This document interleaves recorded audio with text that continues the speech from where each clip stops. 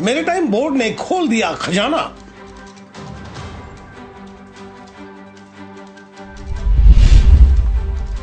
मुरुड में जेटी निर्माण और पार्किंग के लिए दिए करोड़ों का ठेका।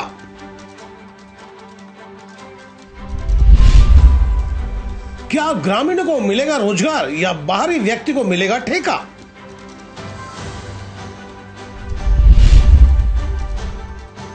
ग्रामीणों की चिंता की वजह क्या सरकार शिक्षित युवकों को रोजगार का अवसर देगी?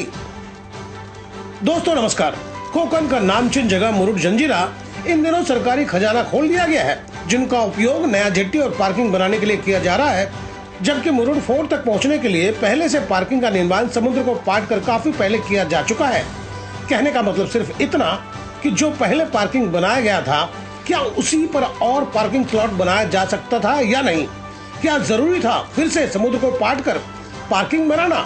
वहीं जब मुरुड फोर्ट तक पहुंचने के लिए पहले से एक जेट्टी बनी हुई है, उसी जेट्टी को और सुंदर और सुविधाजनक बनाया जा सकता था या नहीं? आखिर क्यों जरूरी पड़ गई नई जेट्टी का? आखिर नई जेट्टी का ठेका किसको दिया जाएगा? वहीं मुरुड बीच के करीब सुंदरीकरण के लिए 5 करोड़ रुपए का ठेका दिया गया है।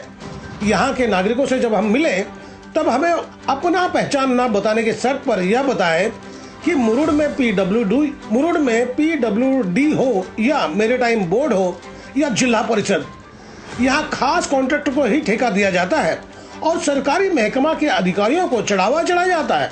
अब इन आरोपों में कितनी सच्चाई है, यह जांच का विषय है। जांच में अगर यह जांच कर दी गई कि किन किन सरकारी अधिकारियों ने आय से ज्यादा संपत्ति बना ली है, तब उन अफसरों के चेहरे से नकाब हट जाएगा। पर सवाल उठता है कि इतनी ईमानदारी से उन सरकारी अधिकारियों की संपत्ति की जांच होगी भी या नहीं। फिलहाल इन्हीं बातों को जानने हम नवी मुंबई से मुरुड पहुंच गए और हम वहां के लोगों से बात किए कि पार्किंग की वजह से उन्हें किस तरह की दिक्कतों का सामना करना पड़ रहा है और वहां के नागरिक मैरीटाइम बोर्ड के अधिकारियों से कभी चर्चा किए या नहीं। सुने ग्रामीणों ने हमें क्या बताए। सबसे पहले आपका परिचय जानना चाहेंगे। जी, मेरा नाम है अफजल। अफजल जी, ये बताएंगे क्या मामला है, किस चीज का आप लोग विरोध कर रहे हैं? देखो, ये यहाँ पर ये जब काम आया ना, यहाँ पर जी, ये काम आने के बाद में पवार साहब इंजीनियर है एमएमबी महाराष्ट्र मैरीटाइम बोर्ड के। अच्छा। पवार साहब और यहाँ का जो एक कॉन्ट्रैक्टर है जिसका नाम है सालुंखे, इन लोगों से हमारी बात हो चुकी थी ऑलरेडी पहले जी कि आपको अगर काम करना है यहाँ पर तो हमको गांव वाले को, स्थानिक लोगों को यहाँ पर तकलीफ मत दो आप। हाँ। हमको लेके काम करो आप। अच्छा। जैसा यहाँ पर हमारे गाँव बारिश का जो पानी गिरता है तो 4 फीट पानी नाला चलता है यहाँ से। अच्छा। तो नाला बंद मत करो आप। हाँ। तो नाले को खुला रखो। अच्छा। और दूसरी हमारी बात ये थी कि हमारे जो बोट चलते हैं, ये लॉन्च है, मोटर लॉन्च, ऐसे हमारे 9 लॉन्च है यहाँ पर जी। और लॉन्च अंदर लाने के लिए, तो ये लॉन्च लाने के लिए हमको अंदर जगह चाहिए यहाँ पर जी। तो इन लोगों से हमारी ये बात हो गई थी यहाँ पर कि वहाँ से वो पार्किंग से यहाँ पर 25 मीटर आप छोड़ दो। हाँ। और यहाँ पर जितना चाहे आप ये काम कर लो जी। तो इन लोगों ने क्या किया, ये मुंह यहाँ पर बंद कर दिए। हाँ। और ये पूरा यहाँ पर इसको पैक करना चाहते हैं लोग। तो ऐसा अच्छा। नहीं होना चाहिए, ये हम लोगों को तकलीफ है यहाँ पर। अच्छा, तो आपने इस चीज का शिकायत मैरीटाइम बोर्ड में किया या नहीं? मैरीटाइम बोर्ड में यहाँ का जो इंजीनियर थे वो पवार साहब, उनसे हमने शिकायत की और यहाँ का जो ये था कॉन्ट्रैक्टर, उससे हमने शिकायत की थी यहाँ पर। तो आपको लगता है कि नहीं मानते हैं? हाँ। आपको लगता है कि आपकी जो मांगे वो मान ली जाएगी? अपने जिद पे वो अड़े रहे, अपने जिद पे वो बोल रहे हैं कि हम यहाँ से 5 मीटर सिर्फ छोड़ देंगे। अगर मान लीजिए आप लोगों की बातें नहीं मानी जाती, तब क्या करोगे आप लोग?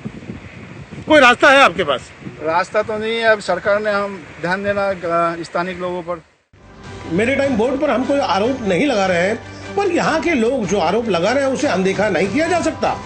हम कोई विकास में बाधा नहीं डाल रहे हैं, विकास का विरोध नहीं कर रहे हैं, पर पर्यावरण को नुकसान पहुँचाना कहाँ तक जायज है?